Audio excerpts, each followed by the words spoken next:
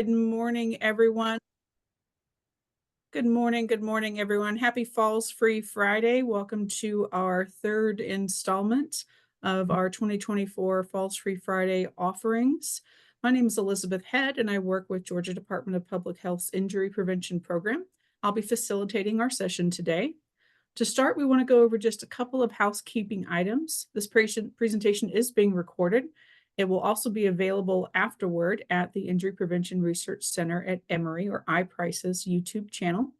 To reduce background noise, we do ask that you please keep yourself muted for the first portion of the session. Once we reach the Q&A portion, at the end of the presentation, you are welcome to unmute and ask questions. You can also put questions in the chat at any time. Please use the chat box if you would like to also offer comments or have anything else that you need from us during the presentation. If we do not have time to address all the questions, we'll be sure to get an answer to you. We would like to take the entire Fall Prevention Task Force for their dedication and expertise in bringing you this virtual session today. This Falls Free session will discuss chronic health conditions and falls. I would like to introduce our speaker today, Dr. Michelle McElhannon.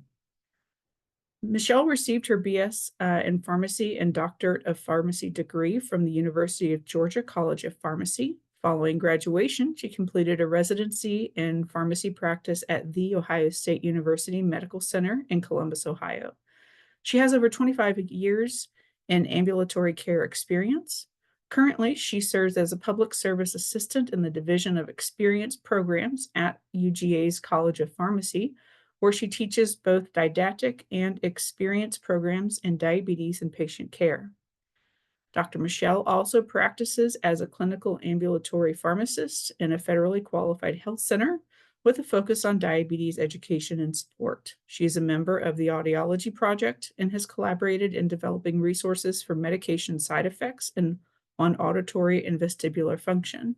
She has been recognized as a recipient of the American Association of Colleges of Pharmacy Experiential Education Section Award for Excellence in Experiential Education.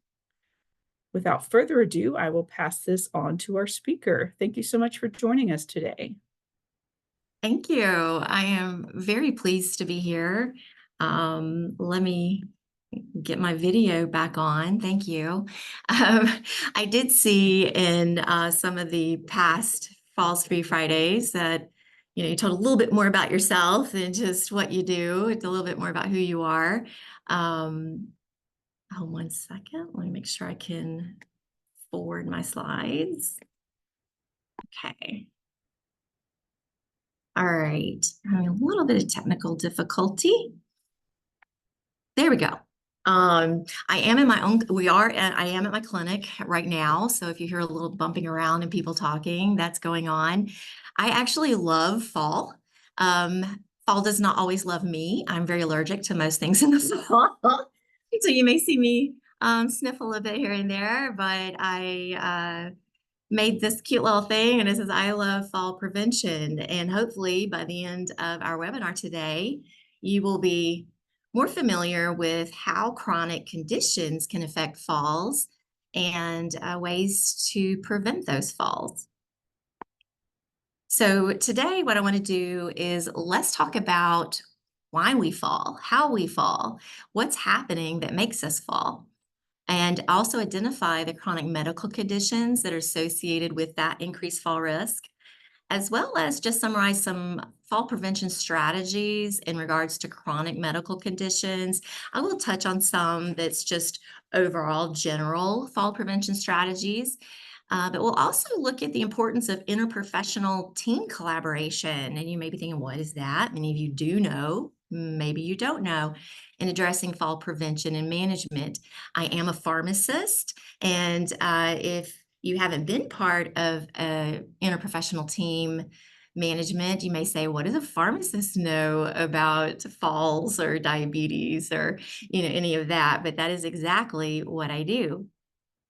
So to start, we want to start talking about, like I said, the etiology of falls. And to understand that, you have to understand why do we not fall? I mean, how do we walk and stand up straight? And when we step on a stone, how do we regain our balance and not fall all the time, right?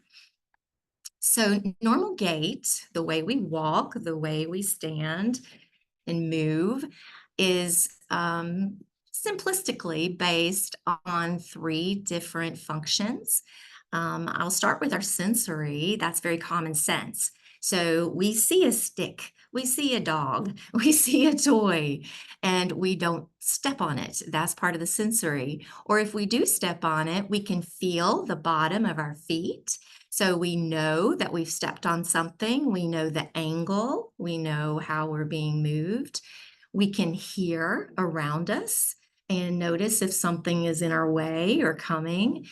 I said our eyesight already, but all our senses help to help us understand and go to the brain to be processed to help us know what's going on around us so that we don't fall. What's also important is that we have the musculature to be able to move in the way we need to move so that we don't fall, or that the muscles are strong enough to hold us up. So that makes sense. Sometimes as we age or with chronic medical conditions, you may have muscle wasting, so you don't have that muscle strength. I know that a common thing I hear when people have fallen is not usually that I tripped, or I mean, it is, a lot of times it is, but they'll say, my legs just gave out. Okay, you might have heard that. My legs just give out. And they'll come to the doctor saying that's happening.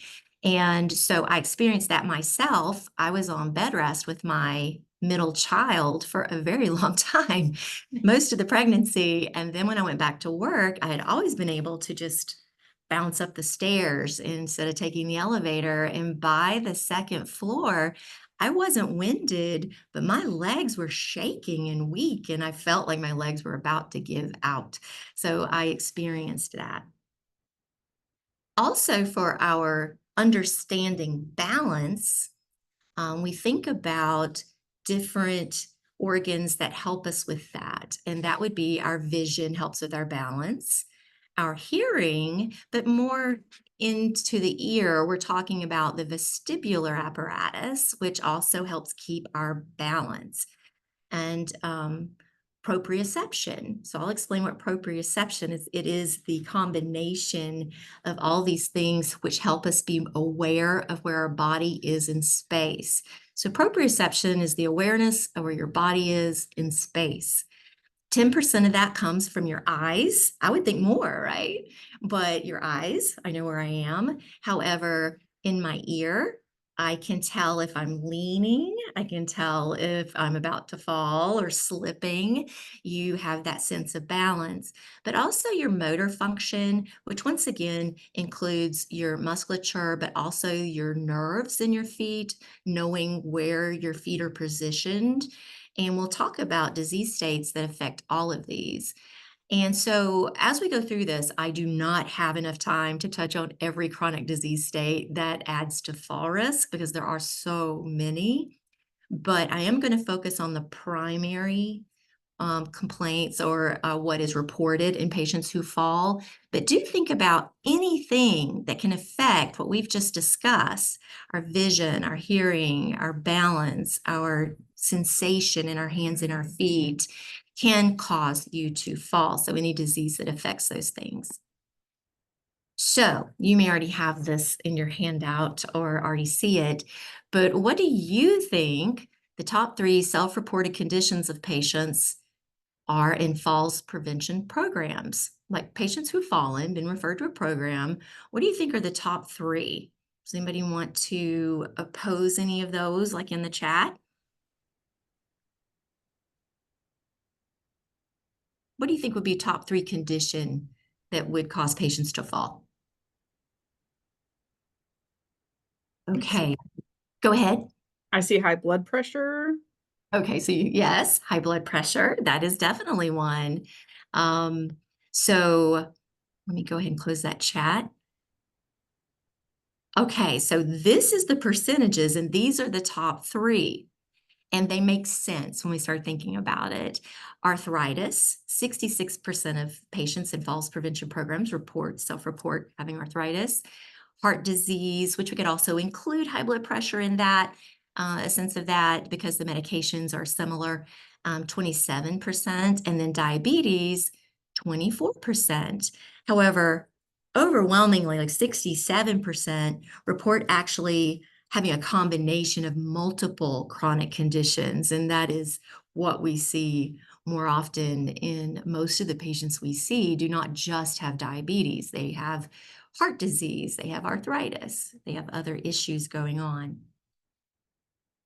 So, what I did to focus on, I'm going to focus on these top three.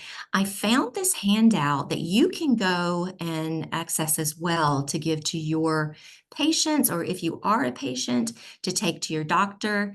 And I felt like it was just a very good summary of each thing. And this comes from the National Coalition of Aging. I do have the link, but if you just Google or Bing or whatever you want to do, fall risk and National Center of Aging, you will get these handouts. You can find them. So arthritis. There are different types of arthritis. There is osteoarthritis, which is the most common. And then there's more of an autoimmune condition called rheumatoid arthritis, which does tend to be much more painful, more difficult to treat. Also, they consider in the arthritis is fibromyalgias, and lupus is a condition that can cause a lupus arthritis. And gout, when we have those crystals in our joints that cause pain in our joints, we're going to consider that all a type of arthritis. So, as you can imagine, if you have arthritis in your knee, then when you stand, you could have pain. And when you have pain, you generally react to that pain, and that reaction can cause you to fall. It could also end up leading to stiffer joints, so that when you stand up, your knee doesn't exactly unbend.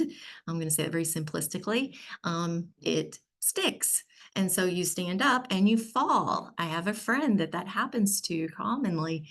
So she has to be very careful when she stands. This can cause limited lower body mobility. It means that if you've got arthritis and it hurts when you stand or walk, you're probably not going to stand or walk. And that will lead to the deterioration of those muscles. So then you have another factor that can cause you to fall, and also just make you much more tired when you try to walk a very short distance, and that being tired or fatigued can also cause falls. So what are some of the solutions? Would be to strengthen the muscles and support the joints.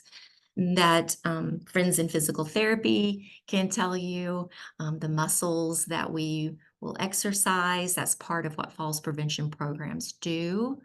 But you can also learn exercises. We'll talk about a few of them that can help with your balance and help loosen your joints. And also staying active.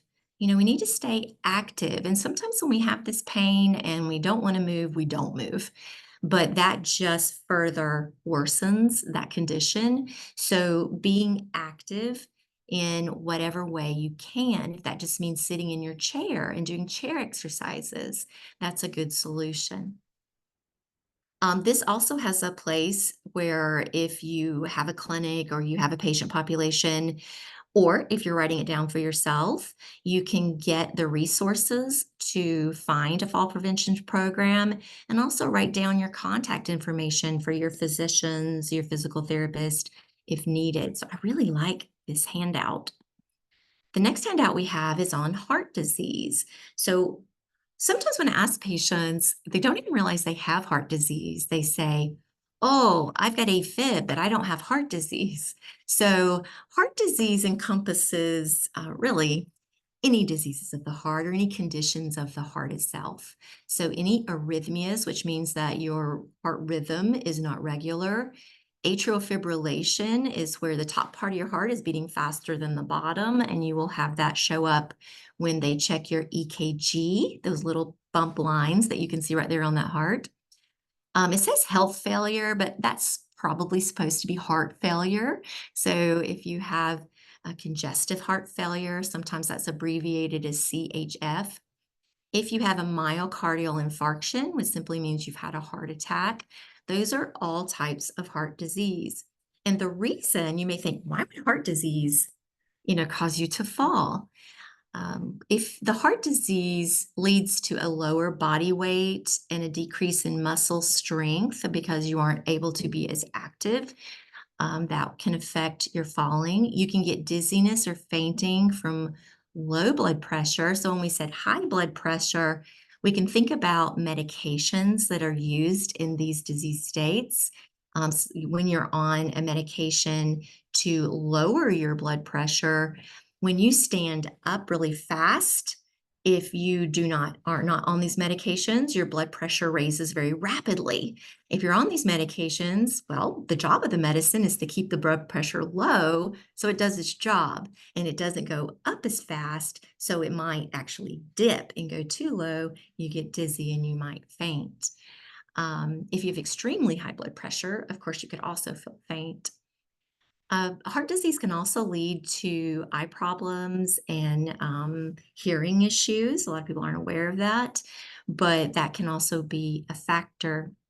So, once again, solutions to exercise to maintain your muscle mass. Discuss your medication. If when you stand up, you're getting dizzy every single time, even when you're standing up slowly, your medication may be too high for you. You may be having low blood pressure. Your medicine's working too well. So you need to go down on the dose or change medications. Make sure that your home is decluttered. We'll talk about that so that if you are feeling dizzy, even or just walking, you don't want to have extra clutter in the house that could make that more difficult to get to a chair to sit down. Right? So, my specialty is diabetes, and I could probably talk on this the whole hour, but I will not subject you to that. I will instead tell you that there are two different types. Well, there's actually more than two types of diabetes. However, that, like I said, is a lecture in itself. We mainly focus on two different types. Type 1 diabetes is the diabetes that traditionally has been associated with diabetes in children because there is an autoimmune condition going on that's attacking the cells that make your insulin, so you don't make enough insulin. And what insulin does is help pull the sugar from the bloodstream into the cell for energy. So if you're not getting that glucose, that sugar, into the cell, it's just staying in the bloodstream. First of all, you're not going to have the energy you need. It will make you weak. And then if you've got so much sugar in the blood vessel, it damages the blood vessels and the blood flow to your organs, to your ears, to your eyes, to your nerves. So you might not feel your feet. So type 2 diabetes, which is our most common type, is where your body resists the effects of insulin. So you're still not getting the sugar from the blood into the cell where it's needed. So this can affect your eyes if you have too much sugar in the blood, loss of sensation in the feet. And like we talked about, we don't even think about it, but when we walk, we have sensors in our feet that are sending those sensations to the brain, and the brain is interpreting, do I need to lift my leg a little higher? Do I need to, lower my feet? How do I move my feet in this situation? So when all those are affected, you can get imbalance and fall. But low blood sugar is another factor when patients are taking medication for lowering their blood sugar. Very similar to what we talked about before, it might do too good of a job and you may get too low blood sugar. And when you have too low blood sugar, once again, you're not getting sugar into the cells. You can get shaky, lightheaded, dizzy. And even as the blood sugar lowers, your brain needs sugar, needs glucose to function, the cells in the brain. So you lose that even cognitive ability. You can become confused and faint or go into a coma, even in very severe situations. So definitely a fall risk there. So, what are some solutions if you have diabetes? Every year, you should get your eyes checked Diabetes can affect the eyes. It can do so within that time frame of a year. So every year, I do recommend getting your hearing checked if you have diabetes. That's not one that's so well known, but about 50% of people with diabetes do have hearing loss. And so we do recommend getting your hearing checked. Strengthen your muscles. Exercise is always recommended in patients with diabetes, but once again, not just because to lose weight or to lower the blood sugar through exercise, but to strengthen those muscles and keep them strong so they're not weak. Control your blood sugar because the higher the blood sugar is, the more you are prone to developing these complications in the eyes and the nerves. But also making sure you're not going too low often and are a risk for passing out. You want to discuss any medication or lifestyle changes with your doctor. If you have felt faint, tell your doctor. If you have fallen, tell your doctor because this may be a result of the condition or the medication or even something else going on in your life that we can figure out. So we talked about that most patients report multi-chronic conditions, but we can also have a process where your risk of falls grows greater, starting with just having painful joints. Like we said, if you have painful joints, I don't particularly feel like walking. I don't feel like doing what I usually do, so I may limit my activity.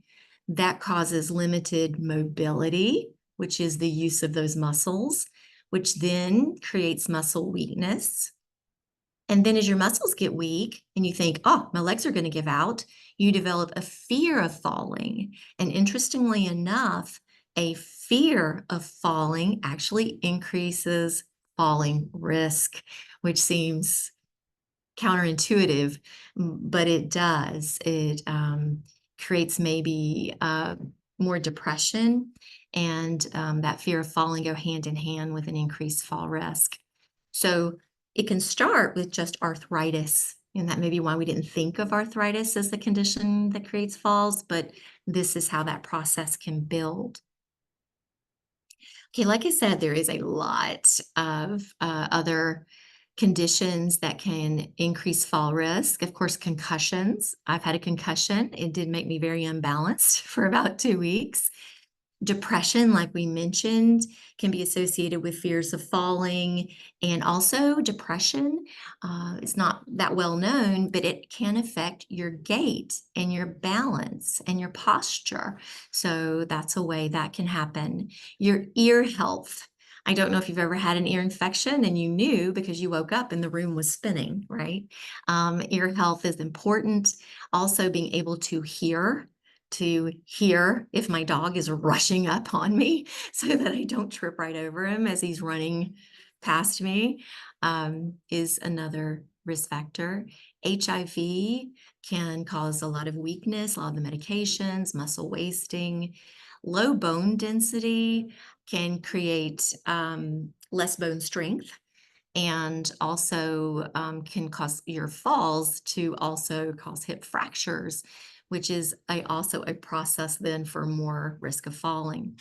Multiple sclerosis, and as well as any disease that affects your muscles, um, would obviously affect falling. Obesity, you are putting a lot of weight on your joints and also can cause you to be a bit more unbalanced. So, obesity itself can be a fall risk. And then with Parkinson's, and I don't have on there dementia, Alzheimer's, the list is extensive. But with Parkinson's, as the muscles do freeze up or shake, we would have an increased fall risk. There's many more, but I did want to touch on those. There are falls prevention programs, and I do have some links for those at the end. But in Georgia, we have the Georgia Department of Public Health. And if you read right there, your Falls Free Fridays, okay? That's part of Falls Prevention Week. And they have what is called a STEADY initiative for healthcare providers, which I found very useful as a healthcare provider for diabetes education.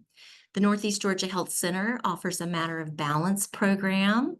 There is, I don't know if I say this right, but it's Otago Falls Prevention Program. It's tailored and it's by certified therapists. I apologize so much if I mispronounce that.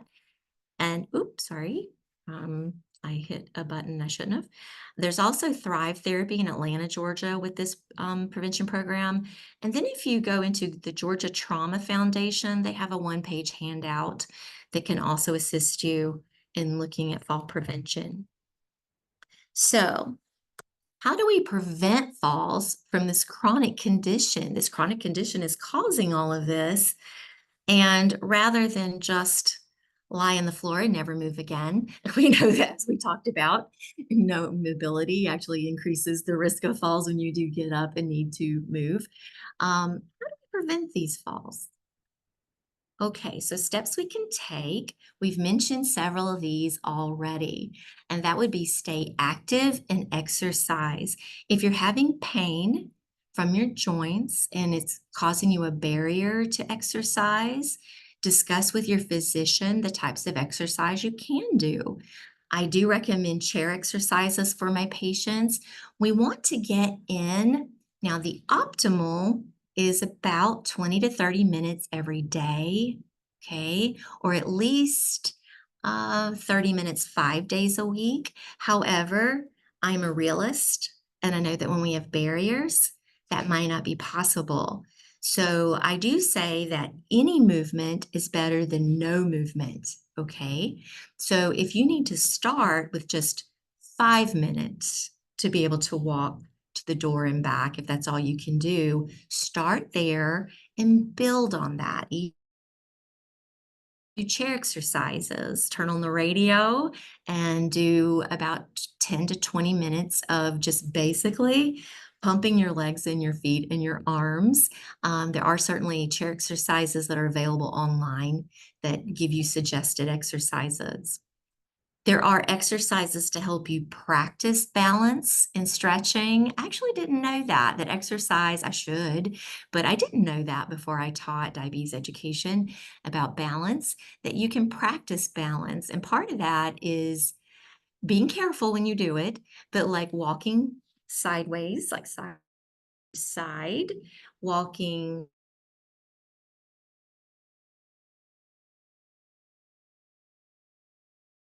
So you can hold to a chair and raise one leg and then the other. So stretching exercises is important to make sure that you're being flexible. So before you exercise, just gentle stretches that you hold for 5 seconds. It's not just like this. I'm done. I stretched. That's what we tend to do. It's more of a 1, 2, 3, 4, 5, right? A nice gentle stretch that doesn't cause pain. Make sure you self-monitor your chronic condition. So you can ask for blood pressure monitors. Your doctor's office may be able to set you up with some you could borrow or you can take home. You could check your blood pressure at the pharmacy. There's machines at grocery stores. If you have diabetes, then you want to check your blood sugar. Arthritis is a little harder to self-monitor, but just, making sure that you are able to do the same amount of movement. And if that decreases, going to your provider, which may be a physician or a nurse practitioner or a physician assistant, and making sure that you report that this is getting worse. Have regular eye and ear checks. This isn't just a matter of chronic condition, but as we age, and especially if you have diabetes, you want to also have regular foot checks. The sensation on the bottom of your feet will be checked by a small little filament that they will touch the bottoms of your feet and say, do you feel that? Do you feel that? So it's as simple as that. But ask your doctor to check your feet when you go in for your annual wellness visit. Get healthy sleep. When we're tired, we fall easier. All right, another thing, and next week's Falls Free Fridays is on specifically medication. You want to find out the side effects of your medication. Many of the medication for these chronic conditions, even if that's how it's designed, like to lower blood pressure, as we talked about, if it works too well, is maybe a little strong for you, that could cause you to fall. So look at any medication, however, that says that it causes drowsiness or dizziness, and you want to take that seriously. First, take the medication, see how it makes you feel. Be careful, get up slowly if you're on medications like that, and just keep track of those side effects. Usually it's on the bottle if it causes drowsiness or dizziness, but talk to your pharmacist and say, could this increase my risk of falls if you already know that you have problems with falling? You want to avoid or limit alcohol, and that goes without saying. What does alcohol do to us? I think we've all seen um, overindulgence. And, I go to Georgia football games and I've seen quite a bit of that, and we see people falling. So that's a no-brainer with alcohol. And then what you might not know is alcohol has many additive side effects with medications. So it can also increase that drowsiness or dizziness or risk of falling with those medications. So that's important. Stand up slowly and also get out of bed slowly. I tend to just pop out of bed, okay, and get going. That is not advised. I need to get up slowly. I need to do a stretch or so to warm up those muscles, and then go throughout your day, and you will decrease your risk of falling. Once again, always, always tell your doctor if you have fallen, even if you do not get injured. There are things other than chronic conditions that cause falls. I fell for the first time in March.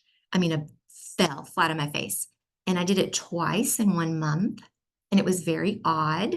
And then I traced it back to after I had COVID. Okay, that month after I had COVID, my balance was off, and the way that I fell was not tripping or, like you think would be a pretty reason for a fall. I actually slightly stepped on something that normally, you automatically counterbalance. So you keep your balance. Like if you're about to go this way, your kind of body automatically goes this way and you don't fall. Well, I over corrected, and that was very odd. I went like this, and then I went like, but I threw myself basically. I just fell. And then the second time was very similar. I stepped on a dog toy, right? And it wasn't enough that would normally make me fall, but I overcorrected my balance. So we discovered that the COVID had affected my balance and my inner ear. So I had quite a bit of congestion still, even a month later. So I needed to tell my doctor about that. I don't know what's going on, and looking in my ears and figuring that out. Okay, so we're going to do a group project. So you'll need to talk or you'll need to chat. So I have a typical living room here, right? Let's identify some of the fall risks when we talk about our living spaces. Okay, so I'm going to open up the chat. So you can just write it in the chat if you like. Do you see? Oh, I just opened up the chat all by itself. Okay, let me close that. Okay, so let's see. Oh, we've got a lot of comments though of other resources, and then matter of balance. Is that Binga size? And Tai Chi for arthritis is wonderful. Okay, so who has identified some fall risks? You can speak, it's okay. You have to unmute yourself. Yeah, we've got some great ones. We've got a rug. A rug. Now, this is one of the things that especially can be challenging to convince someone to get rid of their rug. So those are my mother, who loves to decorate. She had a stroke. I didn't even mention stroke. That is a huge fall risk afterward if you have resultant impairment. Her left foot still drags slightly, and she trips on rugs, and she will not give them up. Anybody else? I thought the most popular thing was the thing regarding pets. We had three people talking about pets, puppies, and pet toys. Mhm. That's exactly right. Thank you for whoever's monitoring the chat for me because I'm having trouble with that and looking at this. Pets, we love our pets. We love our pets, but I've I have tripped over my pet. Okay, I have a Dachshund. So she's long and lean and little. So looking straight over her, falling over my pet. And also if your pet, I have another pet who loves to be petted and so gets straight in front of you when you walk with carrying groceries or whatever. So what we advise about that is we don't say get rid of your pets. What we might say is just know where your pet is at all times. Okay, and that's for the safety of your pet as well, right? Um, there's a dog toy, as I told you. Do you think that dog's going to carry that toy over to its toy box? If you have a dog that does that, please share with me your secrets. I do not. It stays there in the floor. And I told you I stepped on it and I fell flat on my face. I mean, I really fell. And okay, so we've got rug, dog, toy. What else can we see? We have cords. Okay. And even right now, I have students that sit around a desk with me and they have all their laptops with their laptop cords into the wall. And then they'll get up and they will seriously trip right over it. And that's not even chronic conditions or elderly. That's my college group. So cords, we want to be sure to emphasize to make sure that cords are placed away. What do we see over here? We see a blanket in the floor. Now, I developed this image with AI and it absolutely refused to do what I wanted it to. So I kept saying, have the blanket lay over the couch into the floor. And it just kept giving me a blanket in the floor. So we're just going to deal with it. So there's a blanket in the floor, but this blanket here too, usually, I don't know about you, but when my children get up or somebody, usually half of it's in the floor. Mhm. And then over here, you might not see is a puddle, little spot, may have had a little accident, or you may have had something spilled, puddles. So we've got, oh, here's one we don't think about, dim lighting. Okay. The dim lighting in someone, say you have diabetes, you have some vision impairment. And in diabetes, the vision impairment is more of a shadows in the eyes because the back of the retina has gotten spots on it from small hemorrhages. And so it looks just spotty. But really, when you look through like a really dirty window, that is kind of how it looks. It's very shadowy. And so if you have a dimly lit room in addition, that's going to be a double problem. Things that are placed far away from you. So you might think, I can reach that. And you reach, but you might have arthritis or you might have something that then catches or gives and you fall right into the floor. My mother-in-law had Alzheimer's and she would place things on her bedside table, or her caregiver would actually, but she would reach for that and it would be out of reach of her bed and she would end up sliding off the bed. Well, because she had Alzheimer's, she was disoriented and she might stay there all night, right? So we have to think about as caregivers as well to warn about these things, keeping things within reach that are needed throughout the night. All right, so just in the treatment prevention of chronic health conditions, and this is for chronic health conditions as well. We always screen our patients, right? Do you have diabetes? We assess them. Do you have foot problems? Then we intervene. It's the same with assessing fall risks. And this is from STEADY and cdc.gov. And so screen. So screening is important. And we're getting more and more into involving that interprofessional for screening. And so you ask about what do pharmacists do with this? We're trying in our pharmacy community to have pharmacists become more comfortable and familiar with being part of that screening process. Because if you think about it, people see their pharmacist every single month, if not more. And that's more than they see a doctor or they see. So we are one of those frequent touch points for accessibility for patients. So pharmacist screening for patients at risk for fall. But however, and then recommending or calling the physician or, saying this patient is a high risk for falls, then needs to have, please follow up with this patient. That's our role. But screening also happens at your doctor's office, by your nursing, by your physical therapist, audiologist screen for falls, because they don't just do hearing, they also do that vestibular function testing for balance. Then you can be assessed, figure out what's modifiable, meaning what can we change in your risk factors. The chronic disease state may be there, but what can we do to not make this situation, or what can we do to make the situation better? And then, of course, intervene, using effective clinical and community strategies. So it involves the community. So it is teamwork. And I wanted to just show all these different members of teams. I'm sure there are more. Please feel free to add in the chat more, but my little box was getting really full.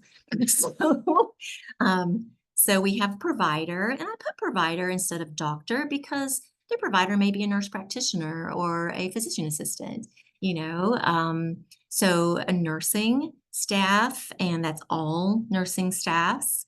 Your physical therapist, occupational therapist, that's who we immediately think of for balance, and occupational therapy for getting things out of the way. Like I said, in the pharmacy, if we're screening, if we're being sure to counsel our patients on medications that can increase fall risk, that's important. Audiology, we mentioned that. Optometry, eyes checks. Caregivers, very important to educate caregivers in fall prevention.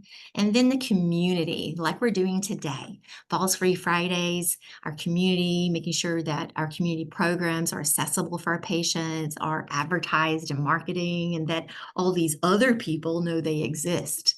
Okay, so that is teamwork. So I do have some the resources if you have this handout. If not, you can Google it. I mean, that's all I did was Google falls prevention programs in Georgia. This obviously isn't completely comprehensive, but that's what I did. You can also look in your own specific area of Georgia to find out, a falls prevention program. So I really liked this because I wanted to say that fall prevention is not just about the elderly, but of course, elderly we do, but it can also be about chronic disease states. It can be about medications.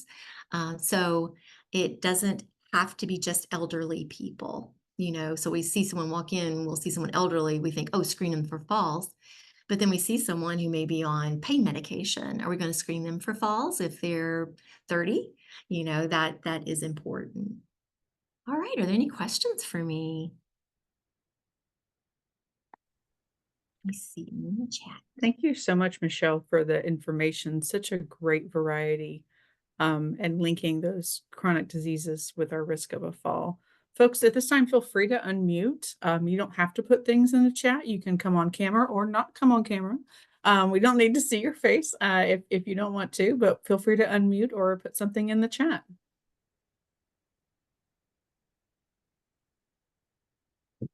I mean, even just for me, the allergies I mentioned has made my eyesight extremely blurry. My eyes are watering like crazy, and have definitely, I tripped once this morning. So, even allergies can present a fall risk. So you have to think about a bigger picture. Very much so. And really, it seems like they're simple things. I think often folks want to know that there's some secret sauce for it. And really, the secret sauce is paying attention to those little details. Mhm. Good morning, Michelle. This is Megan. I have a quick question for you. I know you shared that you work closely with patients with diabetes. Do you have some specific recommendations or tip that maybe you provide the most to your patients with diabetes, whether that be maybe a program or a question that they should ask their physician or something like that? You mean along the lines of falls, particularly? Correct. Um, Yep. Yes, we stress foot care, and we do that for prevention of falls because of the neuropathy. Part of that foot care and that annual foot exams are going to test for that sensory information. But then foot infections are really a big problem and account for over 100 amputations a day, which I don't think a lot of people know. And obviously, if you have amputations, you are also very high risk of falls. So it works together. So what I like my patients to know is to make sure they're getting those foot exams every year that test the sensory. But in addition, our patients should check their feet every single day with a mirror. And the reason for that is if you have any neuropathy, nerve damage, then you're not going to feel when you step on a tack or when when you're stepping, over anything, not having that sensory on the bottom of your feet isn't just an infection risk, but also, like we talked about, that proprioception risk, right? Where you don't quite know where you are in space because you can't feel your feet. So foot care, we stress over and over again, wearing shoes in the house and not socks, slippery socks. Sometimes we'll see patients in socks, but we do like them to wear shoes in the house. If they don't feel the bottom of their feet, those shoes offer that little bit of extra protection. And many patients don't do that. And we don't want them to go barefoot. So let's see, as far as falls, in addition, we also, in patients with diabetes, we treat by looking at the ABCs of diabetes. And so if you've never heard of that, that's the A1C, which is the reflection of their blood glucose over the last 3 months. Of course, there's self-monitored blood glucose too, but A1C, blood pressure, cholesterol, because the three with diabetes are so closely related. People with diabetes are 2 to 3 times more likely to have a heart attack than someone without diabetes and stroke. So when you talk about diabetes, you're talking about blood pressure and cholesterol. So we really stress to know their medications and know the side effects of their medications as well. So foot care, we can't stress enough because the patients don't really realize how important that is. And that includes how you wash your feet, how you dry your feet, and reporting immediately any signs of nerve issues with the feet. Now, you can't just say that to the patient because they don't know what that is. So we have a very long, not long, but we have a list we go through with the patients to see if they're having peripheral neuropathy. Part of that, do your feet feel very hot or very cold? Do you feel like you're wearing socks or gloves when you're not? Do you, goodness, it's so long. Do you feel tingles in your feet, or do you feel numb? Do you feel sharp sensations? So we go through all of that with our patients. And so I would stress foot care and being aware of nerve damage early so we can address it early. That is what we talk about. Love that. We have another question in the chat. Do you have specific suggestions for persons in wheelchairs? My 88-year-old mom can walk a short distance from chair to bathroom and wants to be as independent as she can. Also, what about exercise to strengthen her muscles in that case? Right. So my patients in wheelchairs, we do those chair exercises and start low and go slow. Okay. So start with what she can do and just get her to tap her feet. Okay. Tapping her feet, try tap it and see how long she can tap her feet. Now I'm going to tell you, if you've got the radio on, they can do this a lot longer than if you're just sitting there watching them. So make it enjoyable. Make it something that she likes to do. Of course, when she's walking using her cane or her walker, I didn't go into those things, but definitely being cautious to prevent falls. One of the things would be any kind of, I didn't mention this, any condition that causes you to need to go to the restroom quickly. Rush to the restroom, like if you're on a medication, like a diuretic, which would be like furosemide, hydrochlorothiazide, that is a water pill. I'm trying to think of the common terminology, the water pill. Making sure that you have those rails, that you have everything in the home you need for patients, even if they can walk that short distance, that they can do so in a safe manner. But as far as muscle strength, There are videos. You can do the stretches where you just do your arms if she's able, you know. You can strengthen all different parts of your body, but as far as just leg strength, you're going to be looking at tapping the feet, walking in place, maybe straightening outer leg and then putting it back down, flexing the toes. So there's all kinds of chair exercises online. I would recommend that you look into those and make it part of a routine, not just let's try this today, maybe not tomorrow, like maybe after she's had her morning breakfast or coffee, or let's say, okay, even when she's watching her favorite television show. All right, my dad loves Judge Judy, and so I'm like, okay, let's do some exercises while you watch your TV show, because you don't really have to think too hard about some of these things. Now, if you've had a stroke, you might need to think about those movements. So, being in a wheelchair, I would advise, being sure that her doctor has assessed her muscle strength and sees if she needs physical therapy, or some occupational therapy to start with getting those muscles strong, and then she can follow up those exercises on her own, or you can help her with that. That's absolutely fantastic. Got some fantastic advice in the chat as well from Megan Stadneski, who's with the Atlanta Regional Commission, one of 12 area agencies on aging in our state. Thank you very much for that, Megan. I personally had a question I thought we would help add. I know several people use foot peels or materials such as that, chemicals to help clean the dead skin off their feet. Would that help with foot neuropathy? Not normally, no, because the dead skin isn't innervated anymore and the nerves are farther up. It's a great question.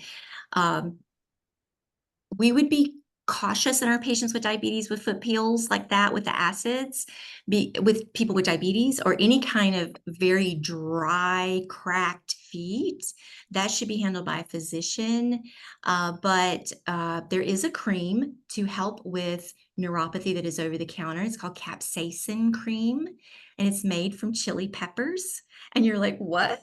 It doesn't Wow. sting, really. It doesn't sting when you put it on. It does kind of like tingle. And so what that does is remind the nerves. It kind of stimulates that nerves. And so it doesn't rebuild nerves, but it does remind the nerves, in a very, very simplistic way of saying it, how to work. And so it also can help with the tingling that's already there and any numbness that's there or pain. So capsaicin cream is what's recommended. Now, a step further than that, as a pharmacist, I will say it is a cream made of hot chili peppers. So you're going to use your hands to put it on, right? So wash your hands immediately. You don't want to be touching your eyes or your mouth. Really, it will burn you up. So it won't burn your skin on your feet or anything like that. It's safe for the elderly. You don't want to put it on any open sores or anything like that. The foot pills, I think if if you have a lot of dead skin, I don't know how well those might work slightly, but usually when you've got to the point where you've had such calluses like that, you're going to need to go to a podiatrist. And I probably should have put that in my group, a podiatrist, to carefully debride those areas. Okay, that means like scrape it off, basically. Okay. And so, but if it's just a basic everyday, want to do a foot peel, I don't see a problem with that, getting rid of some of that dead skin. But usually that's not going to be what is going to contribute to nerve damage. The dead skin's already not got any nerves in it. Okay, thank you. You're welcome. Great questions. Any other questions for our speaker today?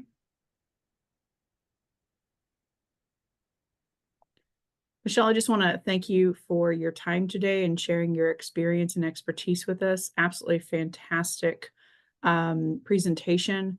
I'd also like to thank each and every one of our attendees for joining us today. You've asked amazing questions, and we appreciate your time because we know you have a lot of choices on how to spend your time. As a reminder, this session was recorded and it will be available on the Injury Prevention Research Center at Emory's YouTube channel in the coming weeks. If you have additional questions for our speakers, please feel free to reach out to the emails that are going to be shared in the chat here in just a moment. Lastly, there will be a super brief survey at the end of this session when you go to leave. It's got just a couple of questions. Please complete this for us. It helps us with figuring out how we're doing, what else you might want to see, and just generally the cadence of how all of these virtual sessions are going. Please feel free to register for, and we hope to see you on next Friday, which will be our last virtual Falls Free Friday event for 2024. And that session is entitled Managing Medications as Patient Advocacy in Reducing the Risk of Falls. Thank you so much for your prevention or for your attention today as we work to prevent falls in our great state. Thank you again, Dr. Michelle, for your time, and everyone have a wonderful day and a Falls Free Friday. Bye, everybody.